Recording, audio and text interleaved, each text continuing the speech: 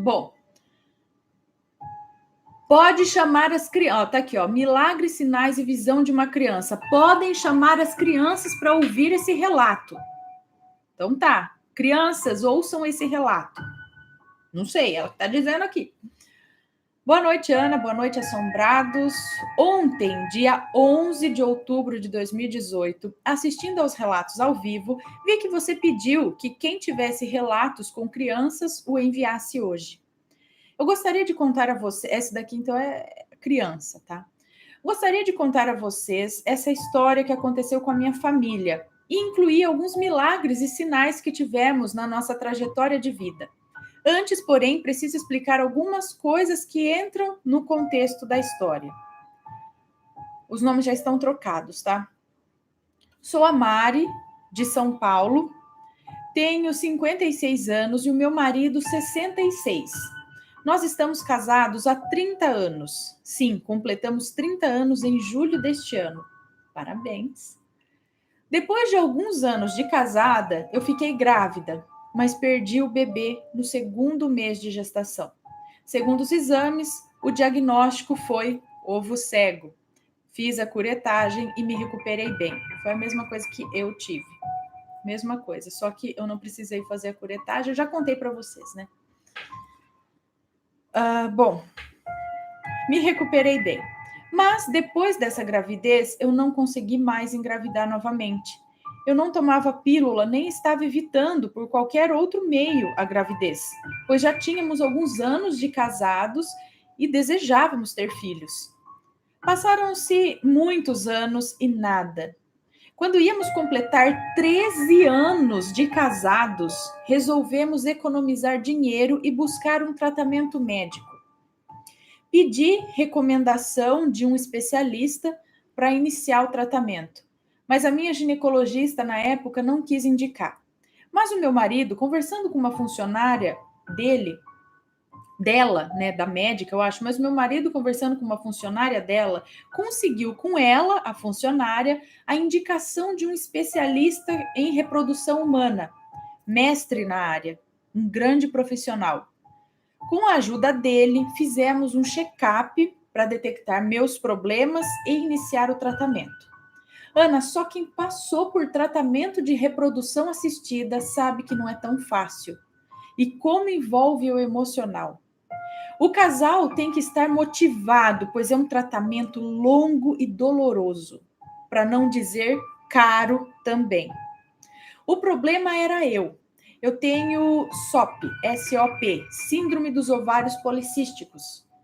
E segundo o médico me explicou, muitas vezes eu menstruava sem ter ovulado.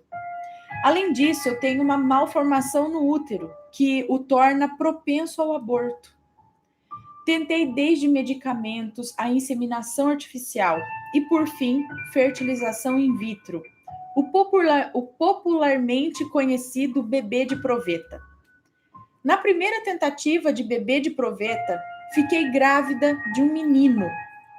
Fiz tudo o que o médico recomendou durante a gravidez. Eu escolhi o médico que fez o tratamento para acompanhar a minha gravidez, mesmo sendo médico particular. Fiz, inclusive, uma cirurgia chamada cerclagem para fechar o colo do útero e evitar o aborto. Você tem que forçar o fechamento dele, porque ele começa a abrir, ele fica aberto, aí pode ter um aborto. Então, você, dá uns pontos ali, sei lá, você fecha o colo, você força ele a ficar fechado, depois você abre na hora certa. Desculpa, bati no microfone de novo. Cerclagem. Nem preciso dizer que eu e o meu marido estávamos super felizes. Já tínhamos até escolhido o nome para o bebê. Mas uma noite, já com 5 meses de gestação, acordei com muitas dores. Ligamos de madrugada para a casa do médico e ele nos encaminhou. Que susto! Não sei agora se é de casa ou é do vizinho. Sei que eu acabei de gritar. Que susto! Desculpa, vizinho. Não sei se é vizinho ou é aqui em casa. Enfim, assustei. Ainda bem que o relato é light. Já pensou se é daqueles relatos tensos e me toca um alarme aqui do lado? Filho, eu dou um pulo nisso daqui. Mas, uma noite, já com 5 meses de gestação, acordei com muitas dores. Ligamos de madrugada para a casa do médico e ele nos encaminhou para um hospital e maternidade na região da Avenida Paulista. Fomos correndo até lá e me encaminharam para um ultrassom de emergência. O bebê estava bem, mas eu estava tendo contrações, como se estivesse pronto para nascer. Mas eu só estava com cerca de 20 semanas de gestação. Me deram medicação e quando as contrações pararam, eu pude voltar para casa com recomendações de repouso absoluto. Mas na noite do dia seguinte, acordei com dores novamente. E quando tentei ir ao banheiro, a bolsa se rompeu. E o médico pediu que fôssemos urgentemente ao hospital, que ele estava indo para lá também. Resumindo, tivemos que induzir o parto porque não havia mais condições de manter a gravidez. O bebê nasceu morto. Foi muito difícil para nós. Eu e meu marido ficamos arrasados, como é de se imaginar. Tivemos que esperar 6 meses para poder retomar o tratamento, pois para todos os efeitos eu tive um parto normal e o corpo precisava se recuperar. Após esse prazo, tentamos novamente o bebê de proveta, mas não tivemos sucesso dessa vez. Antes de tentarmos novamente, eu tive uma longa conversa com meu marido. Eu já estava cansada de tanto tratamento, injeções, exames, medicamentos, etc. Eu já estava com 42 anos, eu não tinha mais tempo para ficar tentando. Chegamos ao consenso. Somente tentaríamos mais uma vez e então desistiríamos do tratamento definitivamente e então partiríamos para adoção. Ana, rezamos muito pedindo um milagre e então eu tentei pela última vez. E desta vez deu certo. Eu fiquei grávida e de gêmeos. Para resumir a história, foi uma gravidez difícil e de altíssimo risco, tanto pela minha idade como por ter perdido a gravidez anterior e também por ser gêmeos e tudo mais, né?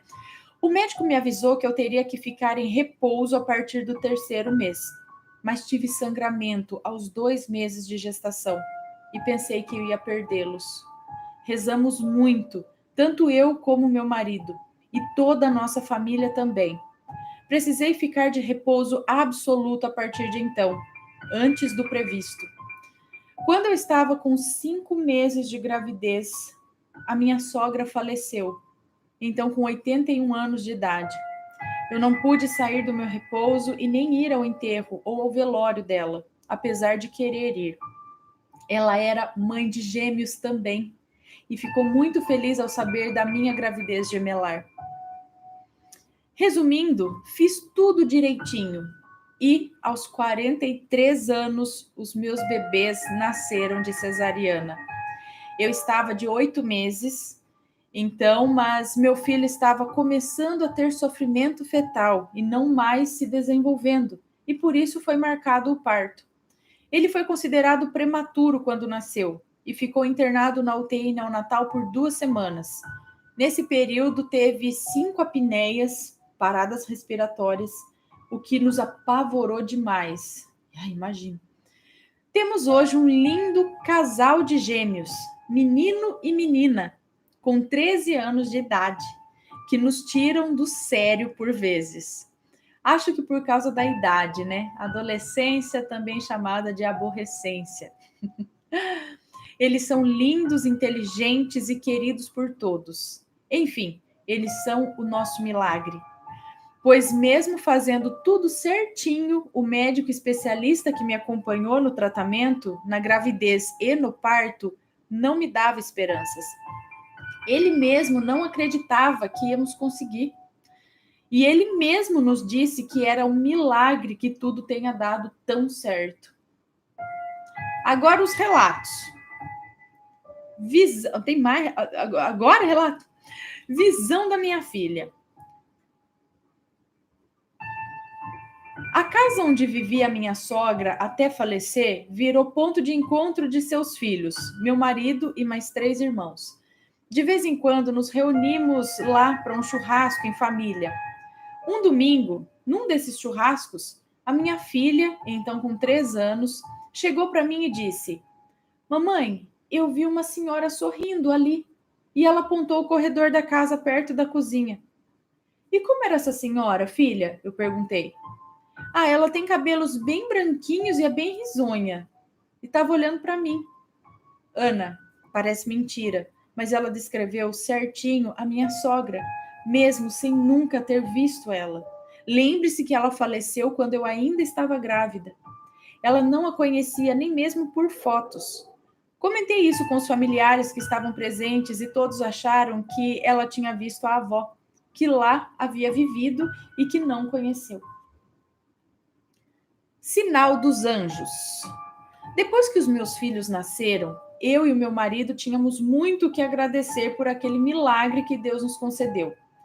E por volta dos 7 meses de idade deles, começamos a rezar juntos antes de colocá-los no berço para dormir, depois da última mamadeira.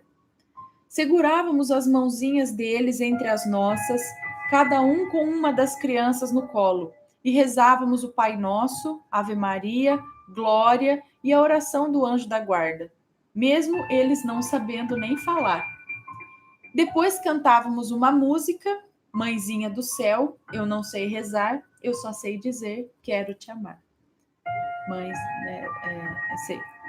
Fizemos disso um hábito diário e todas as noites rezamos juntos até hoje. Claro que não cantamos mais essa música, hoje cantamos a oração de São Francisco. Uma noite, eles já tinham um pouco mais de 2 anos e já tentavam nos acompanhar rezando, embora não conseguissem ainda rezar tudo. Mas aquela noite eles estavam concentrados e não se distraíram como às vezes acontecia, e nos acompanharam até na canção. Em dado momento, um brinquedo que estava pendurado na porta do armário, do nada começou a tocar, sem ninguém ter nem ao menos chegado perto dele. E Ana, aquele brinquedo estava quebrado há vários meses, ele não tocava mais. Era desses brinquedos de pano em forma de lua que se pendura no berço e puxando uma cordinha toca uma canção de ninar? Como estava quebrado, eu havia pendurado ele na porta do armário para decorar o quarto e evitar que as crianças ficassem puxando sempre a cordinha e arrebentasse o brinquedo, que foi presente dos tios das crianças. Na mesma hora, paramos de rezar, nos olhamos admirados. Ninguém tinha nem ao menos chegado perto do brinquedo e ele tocou sozinho. Desde então até hoje, ele funciona perfeitamente. Eu vou mandar uma foto desse brinquedo em anexo que temos aqui até hoje. Os meus filhos não se lembram dessa história, mas eu já contei algumas vezes para eles. E digo que, para mim, foi um pequeno milagre, um sinal de que Deus estava feliz com nós orando em família. E é isso aí, Ana. Desculpe se o meu relato ficou longo. Eu quis explicar tudo para que as pessoas que procuram tratamento ou que passam por dificuldades como nós passamos na gravidez, que não percam as esperanças e busquem ajuda, que Deus ouve as orações.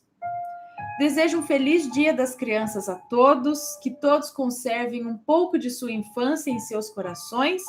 O mundo precisa disso. Hoje as crianças crescem rápido demais. Tenho outro relato que aconteceu comigo e com meu marido antes de ter nossos filhos. É sobre livramento. Mandarei assim que puder. Aqui em casa, eu é que gosto do canal Assombrado. Os meus filhos acham que eu sou viciada e o meu marido tem medo. Mas às vezes ouve os relatos comigo. E sabe, eu sou viciada mesmo. Um beijo, olha aqui. Parabéns a você, Ana, o Matheus, pelo ótimo canal. Eu tô esperando vocês virem para São Paulo para aquela excursão. Tá. Achei a excursão de cemitérios, achei a ideia maravilhosa. Poderíamos nos encontrar e trocar altos papos, além de visitar lugares assombrados que vocês já mencionaram em relatos. Os antigos edifícios Andraus e Joelma, o Cemitério da Consolação, a Capela da Santa Cruz dos Enforcados na Liberdade, etc. Sim. Procure no Google lugares mais assombrados em São Paulo, tem outros lugares mais assombrados na cidade que daria um ótimo tour. E muitos não conhecem. Podemos combinar, até os meus filhos ficaram interessados em ir. Beijos a todos, abaixo a foto do brinquedo. Bom, o brinquedo É uma luinha de tecido, assim, com uma touquinha, né? Com aquela cordinha embaixo que você puxa e ele vai subindo e tocando a musiquinha, tá? Eu não tenho como colocar aqui para vocês hoje. Que legal, muito obrigada pelo seu relato.